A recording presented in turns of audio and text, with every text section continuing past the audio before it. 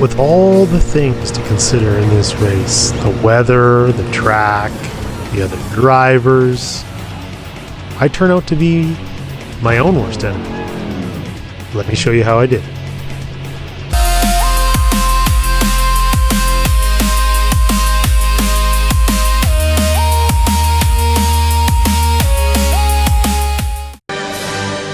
Welcome back, racers. You're watching MMG.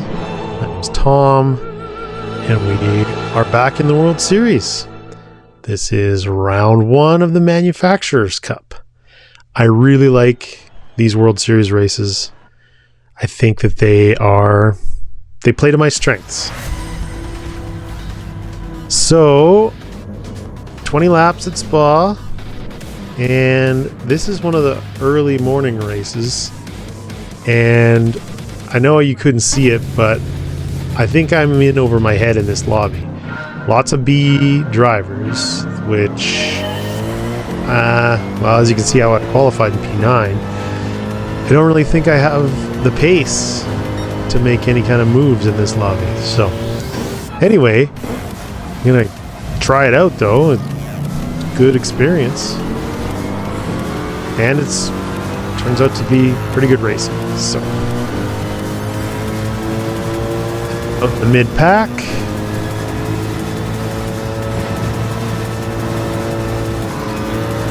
The hill. And really, I'm just trying not to cause any problems for the first little bit anyway. So like I say, 20 laps at Spa. The only the compounds that are available are the medium. Oop, a little bit of contact there. And I'm going to lift because I kind of knocked him off there. Yeah, don't need to be making any enemies first race of the day. But like I was saying, 20 laps at Spa. There are a few variables. You only get, the one racing compound, the mediums. The intermediates and the wets are available too. And dynamic weather is an issue. I did see some other people point out that they got rain in their races. Luckily, these two races that I raced, I didn't get any rain. So, there is a little bit of strategy involved as to when you do your pit. And the other thing is, there's a little bit of a fuel strategy here. I've seen some people talk about having to use fuel saving, like I don't know if you're using fuel maps, or worry about short shifting, or you just have to deal with the painfully slow fueling time in the pits. So pretty much one lap down in this race, and I haven't lost any positions. Started out in 9th, ended up after lap 1 in 9th. So pretty happy with that. Hopefully I can make up some time on the rest and get back with the rest of the mid pack here.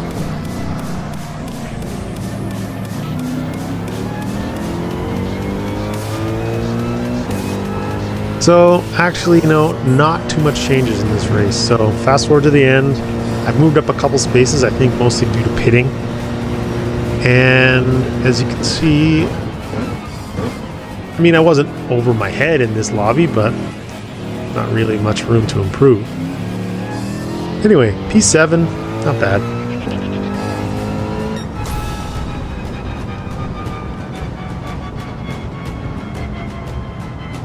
So a bunch of stuff happened on Saturday. Anyway, I ended up in the last race of the day. And that's me right there. Amazing. So this qualifying, practiced some more, it went really well. I ended up in P1.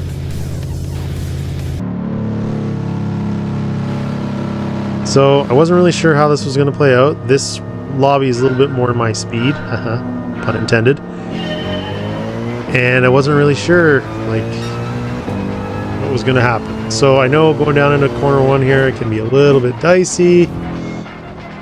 The Ferrari kind of bumps me there, but I managed to keep it on the track. And here we go. So I'm trying to focus on just me driving the car. find when I start looking at the deltas too much, that's when I start missing breakpoints and whatever. So if I drop a position or two, not a big deal. Really trying to keep my head in the game.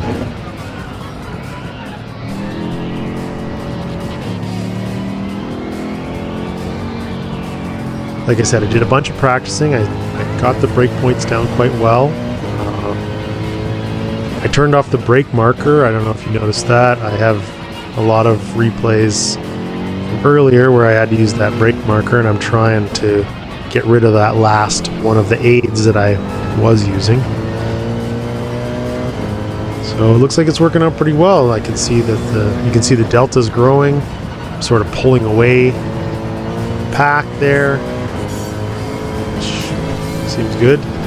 So, like in the first race, I got 12 laps out of the first set of mediums. You can see the tire indicators there. So, figure if it ain't broke, don't fix it.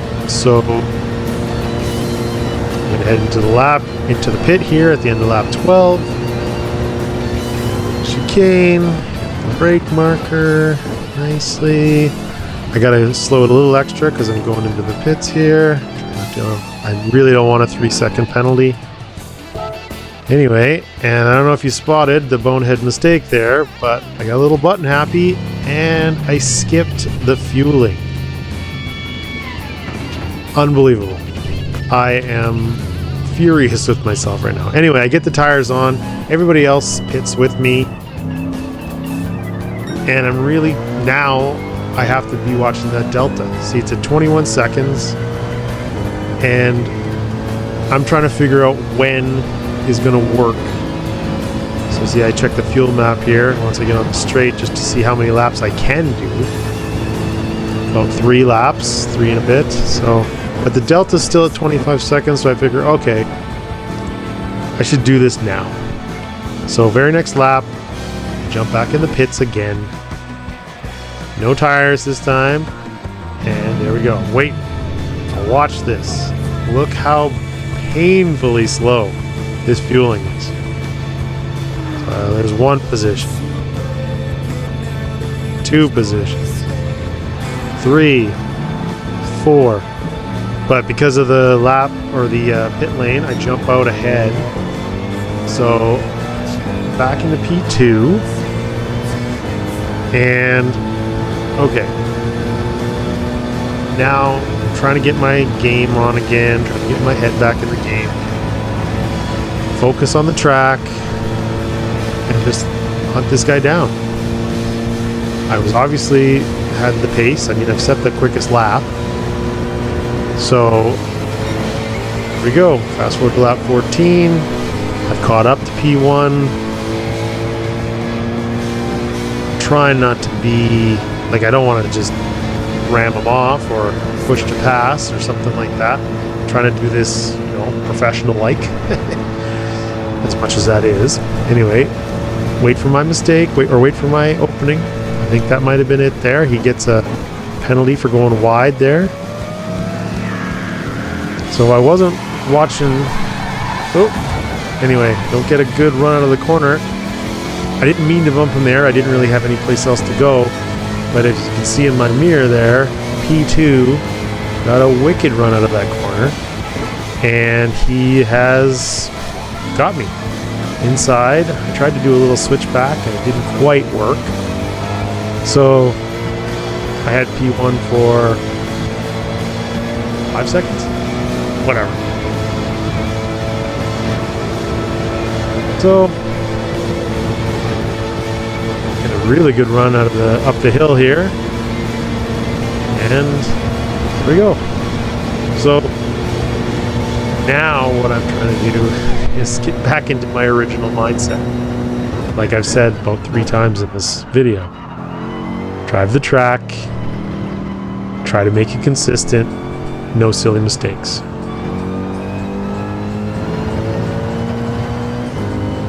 And that formula was working for me because I had, what, a 25-second lead at one point.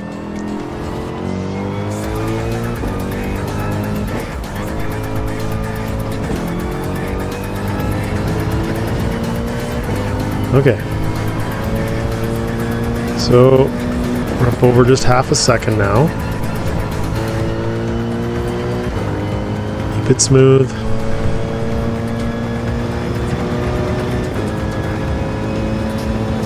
I can't really tell. It looks like in the mirror like P2 and P3 are pretty well, actually a little bit further away than I thought from each other. I was kind of hoping they'd be fighting with each other a little bit, but hopefully that would slow them down a little.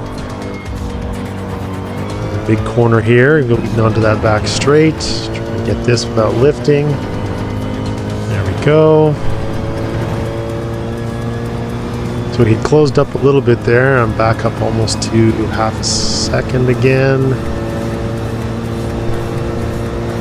Down into Blanchiment. There it is. Nice. Brake marker, go down into the chicane. A little over slowing to get that wide line. And I get a little excited. Almost caught it. Not quite. P1, P2, P3, P4, P5, P6, and P7. Big sigh. Oh well. That's how the racing cookie crumbles, I guess.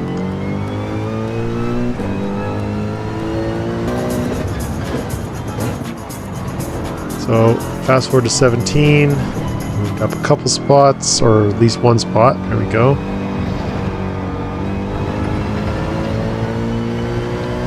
Got to try to put that out of your mind. Just get back to doing what you're doing.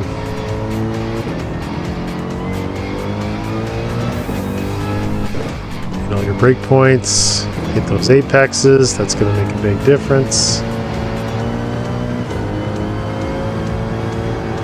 Like my friend Kaibo says, and I think he heard it from somebody, Luke Nardo, you don't need to engage all the time.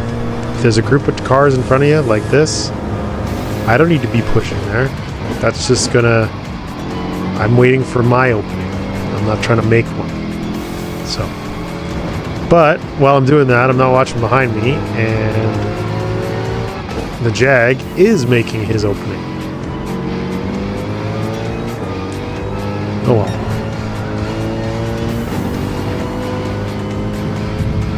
It's a little wide, the NSX gets a little wide there. So the way Luke kind of states it, see how when I sit back there a little bit and don't push, I'm able to kind of see how things are developing, and when the NSX starts to go sideways there, I can pick the right way to get around there. So down into the chicane.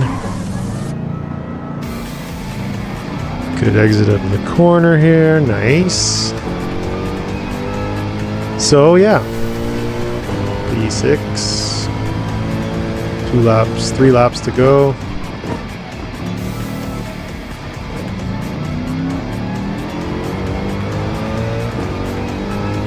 I was a little worried here because Caribou and the Nissan there, he seems to be pulling away from me. I mean, it's a very quick car, obviously, but anyway, through the technical portions, I managed to get back in. Look, he nicely moves over. He's going to take that penalty. Very nice of him. So, there we go up to P5. I'm on the back of the Jag again. Cool. TSR Eagle. Down into the chicane. I'm going to see if I can't go around the outside. Leave him room on the inside. A little bit of bumping. Almost lose it again. I don't get quite the run out of that corner, but enough. Down into the hairpin. I go a little bit deep there, and the Jag goes up the inside.